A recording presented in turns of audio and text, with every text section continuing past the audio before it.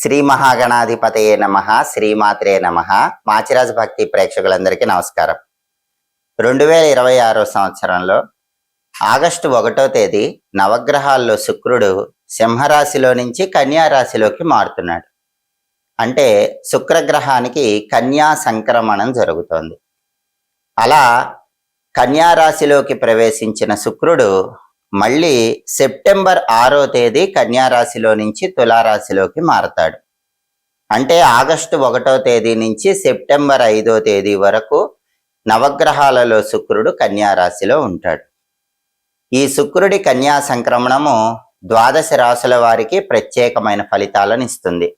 సహజ సిద్ధంగా జ్యోతిష శాస్త్రంలో నవగ్రహాలలో శుక్రుడు దాంపత్య కారకుడు, వివాహ కారకుడు, భార్యాభర్తల మధ్య అనుబంధాన్ని పెంపొందింపజేసే గ్రహము. కళారంగంలో రాణించాలన్నా, సినిమా టీవీ రంగాల్లో మంచి అవకాశాలు రావాలన్నా, సంగీత నాట్య రంగాల్లో లలిత కళల్లో తారాస్థాయికి ఎదగాలన్నా శుక్రుడి బలం కావాలి. అలాగే అందానికి సంబంధించిన వ్యాపారాలు, టెక్స్టైల్, లేడీస్ ఎంపోరియం, బొటిక్ లాంటి వ్యాపారాలు, కాస్మెటిక్స్ బిజినెస్, వీటిల్లో లాభాలు రావాలన్నా శుక్రుడి అనుగ్రహం ఉండాలి. శుక్రుడు యోగిస్తే రాజయోగం కలిగి విశేషమైన ధనలాభం కలుగుతుంది.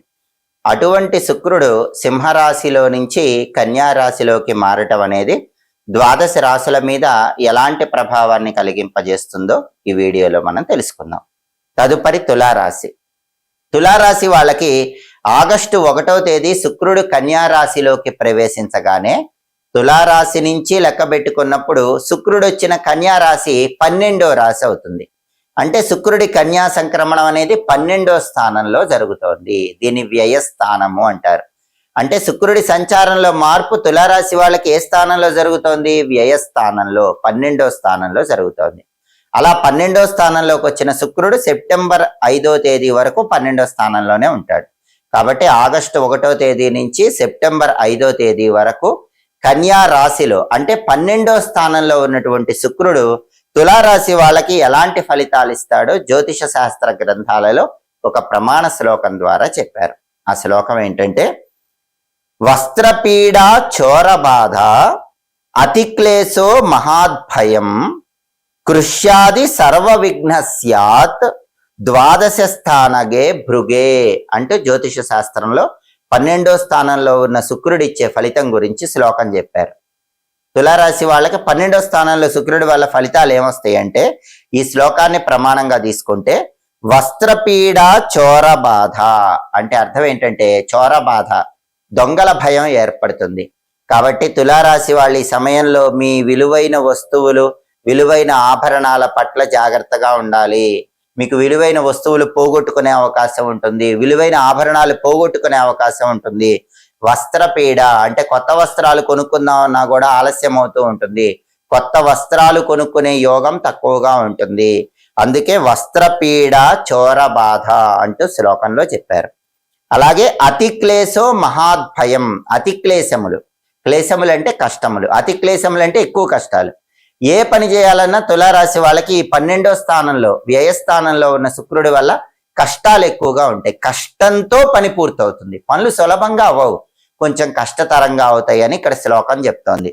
మహాభయం, అందుకే ప్రతి చిన్న విషయానికి భయపడుతూ ఉంటారు. ఇది చేయగలనా లేదా అన్న అనుమానం కూడా తులారాశి వాళ్ళకి పెరుగుతూ ఉంటుంది. కాబట్టి తులారాశి వాళ్ళు ఏం చేయాలంటే భయాన్ని, అనుమానాన్ని పక్కన పెట్టుకునే ప్రయత్నం చేయాలి. మనోధైర్యంతో ముందడుగు వేస్తేనే మీకు 12వ ఇంట్లో ఉన్న శుక్రుడు ఇచ్చే వ్యతిరేక ఫలితం తొలగిపోతుంది, భయం తగ్గుతుంది, మనోధైర్యంతో కార్యసిద్ధిని పొందవచ్చు. అలాగే కృష్యాది సర్వ విఘ్న స్యాత్. కృష్యాది సర్వ విఘ్న స్యాత్ అంటే ఏంటంటే కృషి మొత్తం కూడా విఘ్నాలతో నిండి ఉంటుంది. అంటే అర్థం ఏంటి? మీరు ఏదైనా కష్టపడి విజయం సాధించాలని పనులు చేయటం ప్రారంభిస్తే సర్వ విఘ్న స్యాత్. ఆ పనులన్నింటిలో మొదట్లోనే ఆటంకాలు వస్తూ ఉంటాయి. ఆటంకాలు వచ్చినాయని వదిలిపెట్టకూడదు. మీకు శుక్రుడు 12వ స్థానం వ్యయ స్థానంలో ఉన్నాడు కాబట్టి కృష్యాది సర్వ విఘ్న స్యాత్. మీ పనులకు ఆటంకాలు వస్తూ ఉంటాయి. ఆటంకాలు వచ్చినా మనోధైర్యంతో ముందడుగు వేసి విజయాన్ని సాధించుకునే దిశగా అడుగులు వేయాలి.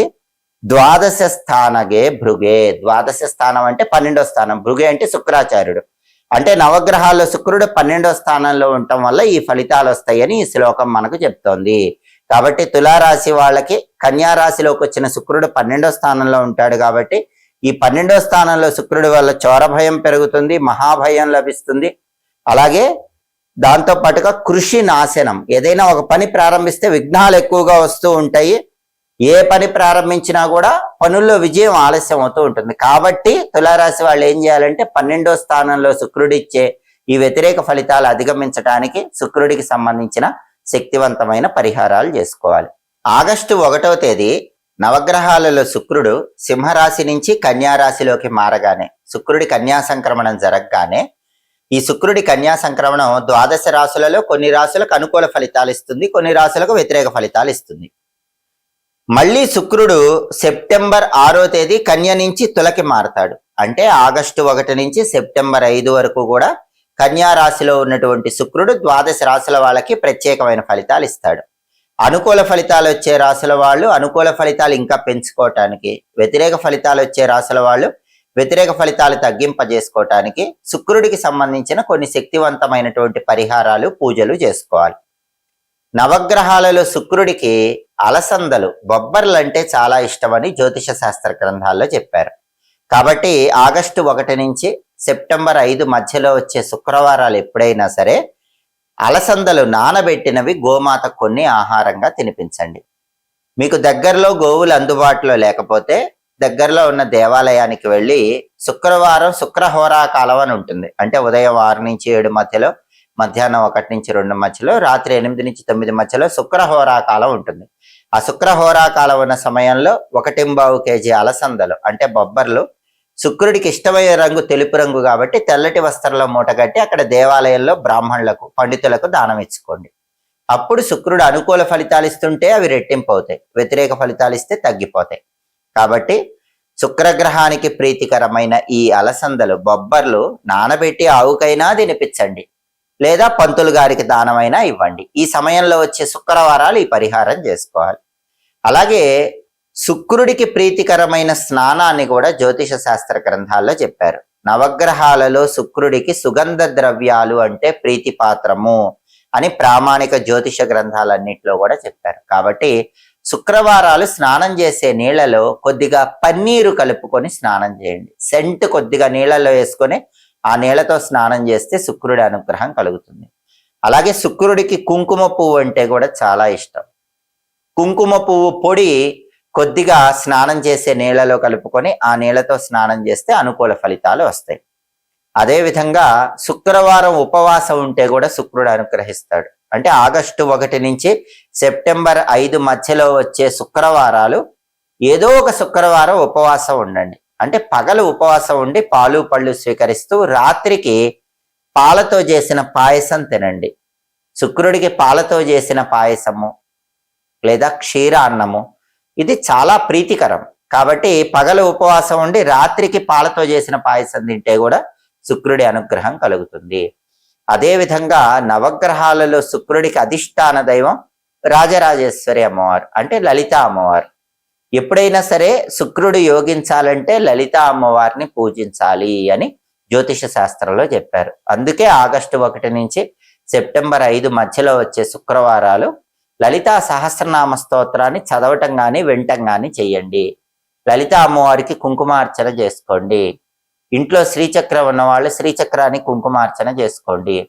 మరి ఈ పూజలు చేయలేని వాళ్ళు ఏం చేయాలి?